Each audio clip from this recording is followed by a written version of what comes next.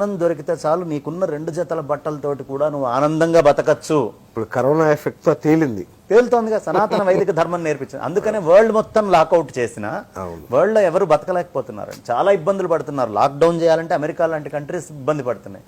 ఇండియాలో ఈ లక్షణాలు ఉన్నాయి కాబట్టి మన ఇంట్లో నెల రోజులకు సంవత్సరానికి అవసరమైన పచ్చళ్ళు పెట్టుకొని ఉంటాము, అన్ని బియ్యము అనేది మనం స్టోర్ చేసి పెట్టుకుంటాం. కాబట్టి మోడీ గారు ఓవర్ నైట్ లాక్డౌన్ అన్నా కూడా ఇండియన్స్ బతికి ఇంట్లో నుంచి బయటికి రావట్లా, అలవాటు పడిపోయారు ఇప్పుడు. మరి ఇది ఎక్కడ వరల్డ్ కంట్రీస్ లో కుదురుతుందా? అసాధ్యం.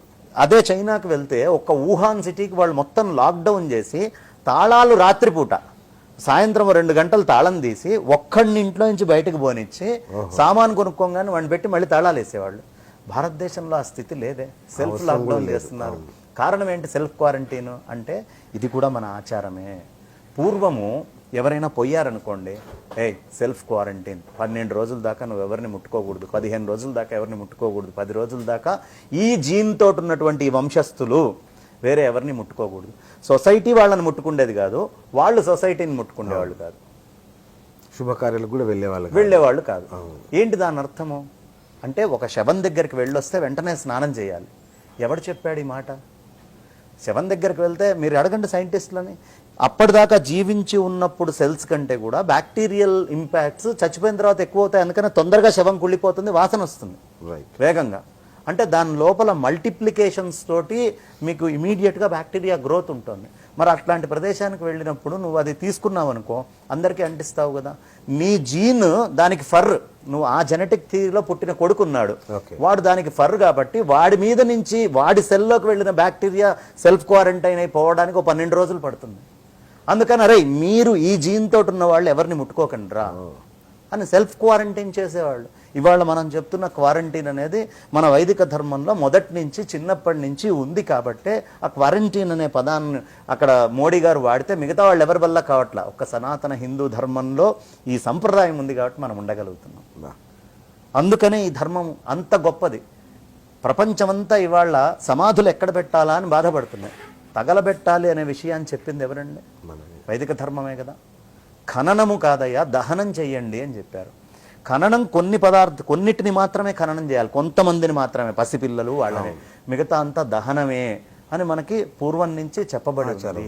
ఈ దహనమే ఇప్పుడు వుహాన్లో చేసిన, ఈ దహనమే ఇటలీలో చాలా చోట్ల చేసిన, అమెరికాలో చేసిన మీకు గుట్టల కింద వస్తున్నాయి. సేఫ్ ఏంటి అంటే దాన్ని భూమి లోపల పెడితే మళ్ళీ ఆ వైరస్ సెల్స్ అనుకొని మళ్ళీ బయటకు వస్తుంది. సో ఆ వైరస్ లేకుండా చేయాలంటే ఏం చేయాలి? అగ్ని సంస్కారం చేయాలి. అంటే మన అసలు ఎంత సుదూరంగా ఒక భారతీయ ఋషి హృదయం ఉందో చూడండి, ఎంత దూరం వాళ్ళు ఆలోచించారు. ఒక్కటి కాదండి మనకు చెప్పిన అంటూ ఎంగిలి, మనకి రకరకాలైనటువంటి ఎక్కడెక్కడ బ్యాక్టీరియల్ ఇన్ఫెక్షన్స్ వచ్చే ఉన్నాయో అక్కడక్కడ జనాన్ని దూరం పెట్టారు. ఒకే కుటుంబంలో ఉంటూ కుటుంబంలోనే మళ్ళీ దూరాలు ఉంచటం, ఎంతలో ఎంత దూరం ఉండాలి అనేటటువంటి వ్యవస్థ ఇట్లాంటిది ఉంది. ఇది కోల్పోవడానికి ముఖ్య కారణం ఏంటంటే ఇప్పుడు కరోనా వచ్చింది కాబట్టి ఇది అర్థమవుతుంది, లేకపోతే ఇది ఎప్పటికీ చాదస్తం అవుతుంది. ఆ చాదస్తము అనేటటువంటి భ్రమలోకి వెళ్ళి మనం అందరము కూడా ఈ స్థితికి వెళ్తున్నాం. ఆ రోజుల్లో జుట్టు విరబోసుకోవద్దు అన్నారు, జుట్టుని ముడేసుకో, లేకపోతే నీ లోపల నెగిటివ్ ఎనర్జీస్ ఆవహిస్తాయి. ఏంటి ఆ నెగిటివ్ ఎనర్జీస్? బొట్టు పెట్టుకో, బొట్టు పెట్టుకోకపోతే నీ లోపలికి నెగిటివ్ ఎనర్జీస్ ఆవహిస్తాయి. ఎంత అసలు ప్రతి దాంట్లో సైన్స్ ఉందండి. ఎంత సైన్స్ ఉందంటే ఇప్పుడు మీరు ఇక్కడ ఎర్రటి రంగులో బొట్టు పెట్టుకున్నారు, అది కస్తూరి తిలకం కావచ్చు, లేదు పసుపుతోటి నిమ్మకాయని కలిపి చేసేటటువంటిది కావచ్చు. మీరు ఇక్కడ ఈ మధ్యలో పెట్టుకున్నారు, ఏమవుతుంది? మీరు ఇవాళ వెళ్ళండి ఎక్కడైనా ఎర్రగడ్డకు కానీ ఎక్కడికైనా వెళ్ళి ఆసుపత్రిలో వాళ్ళు కరెంట్ షాక్స్ ఇస్తారు. ఎందుకు ఇస్తున్నారండి షాక్ అంటే, ఇక్కడ ఒక నరం ఉంటుందండి, అది కాంట్రాస్ట్ అయితే ఫిజికల్ అతని యొక్క మెంటల్ బిహేవియర్లో వేరియేషన్ వస్తుంది, అది ఎక్స్పాండ్ అయితే మళ్ళీ మెంటల్ బిహేవియర్ నార్మల్ అయ్యే ఛాన్స్ ఉంది కాబట్టి ఇక్కడ పెడతాం.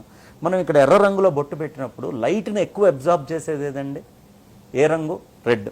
అందుకనే మనకి రాత్రిళ్ళు ఎక్కడైనా ఎమర్జెన్సీ డేంజర్ సిగ్నల్స్ చూపించాలంటే రెడ్ లైట్స్ పెడతారు విమానాలకి వాటన్నిటికి కూడా, because red colour absorbs light more. ఎప్పుడైతే మీకు సూర్యుడి నుంచి వచ్చేటటువంటి ఆ కిరణ శక్తిని రెడ్ కలర్ అబ్జార్బ్ చేస్తుందో, ఆ light energy transfers from one form to another, ఒక ఫామ్ నుంచి ఇంకో ఫామ్కి మారుతుంది.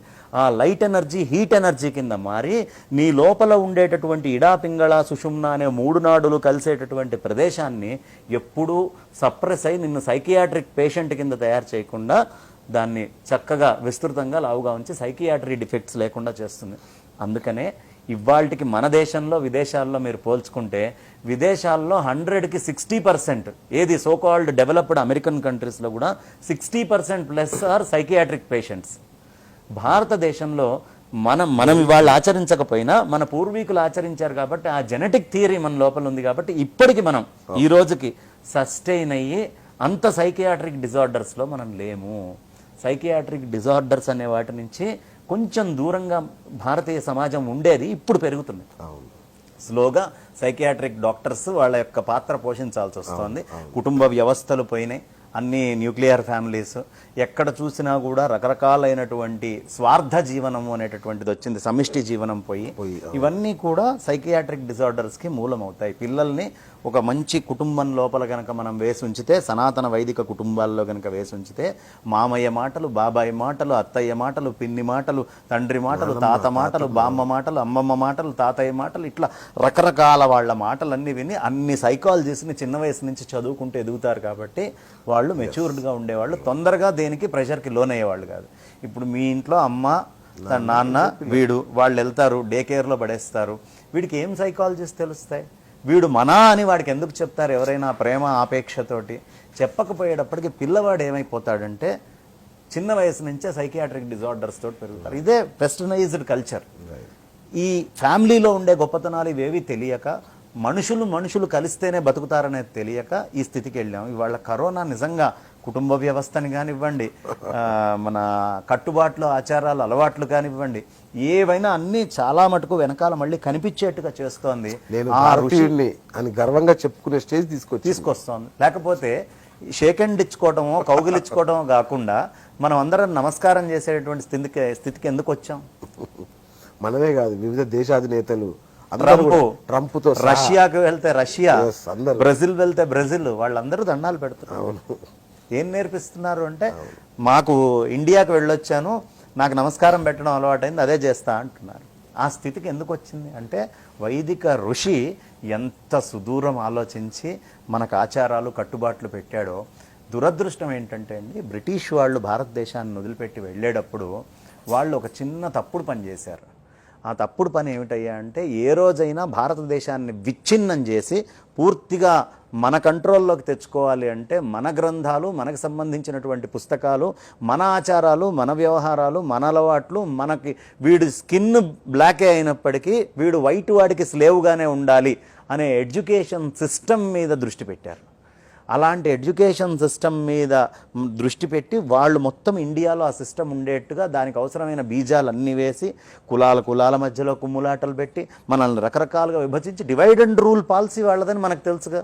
వాళ్ళ పాలసీయే డివైడ్ అండ్ రూల్. వెస్టర్నైజ్డ్ వైపుకి వెళ్ళటము మళ్ళీ ఎక్కడికి పోదండి. ఎందుకంటే పునర్జన్మని నమ్మేటటువంటి వాళ్ళం మనం. మన ఋషులు, మన పెద్దలు, మన జ్ఞానులు అందరూ కూడా ఏదో రూపంలో మళ్ళీ ఈ భూమి మీదకి రావాల్సిందే. మళ్ళీ ఈ విద్యే ఏనాటికైనా శాశ్వతంగా ఉండి తీరుతుంది, దీంట్లో అనుమానం లేదు. రైట్.